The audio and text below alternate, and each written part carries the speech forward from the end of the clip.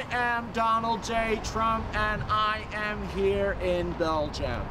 And I am here to tell you that I am not interested in global healthcare research. Research for global healthcare is not important. Not important. Oh, not again. Not again. Oh my God. Not again. Oh. With the new Trump administration, it's been very clear from the beginning that his administration has no interest in development. He has no interest in Africa, and his most recent budget announcements would mean huge cuts in the funding that they do for this kind of research. The US is by far the biggest global health funder in this area. The EU is second, and what we've been saying to European politicians is if the US is cutting their funding, it makes it even more urgent that the EU needs to increase their funding to make up the shortfall.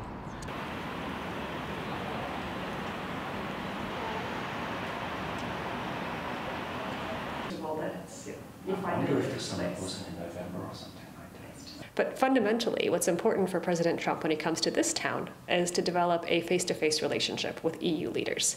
President Trump has spoken about the need to dissolve the European Union by encouraging other countries to exit, like Britain did. The European Union really wants to change that rhetoric, to put a face and a place on something that has thus far been an abstract institution that everyone from Nigel Farage to Marine Le Pen has maligned for him. So this is why it's incredibly important that when President Trump is in town, that he comes over here to a brand new EU building with very avant-garde architecture and sees Donald Tusk and sees Jean-Claude Juncker, has a handshake with them, admires the digs, and can remember something concrete the next time the European Union comes up in Washington. The unfortunate terrorist attack in Manchester should also make the issues of counterterrorism ever more important going into Thursday.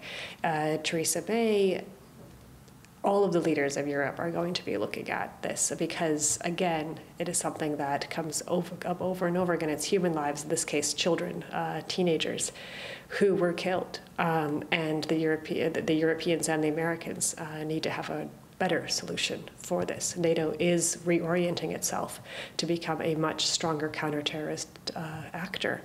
And that's the message they'll bring to President Trump, and I hope they have an honest conversation about what needs to be done on Thursday. NATO has been going down this route for a long time. The 2% issue, absolutely all of the countries, perhaps with the exception of Germany, feel strongly that this is somewhere where NATO needs to get. Germany has looked at this as an accounting question. They don't have 2%, but they make other kinds of security investments that they would like seen as counted towards their 2% benchmark.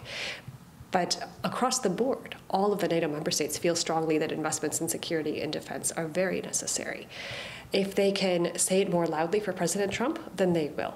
And if President Trump can consider that a win for himself, that he put, took this off the back burner and at the top of the NATO policy agenda, then that's great.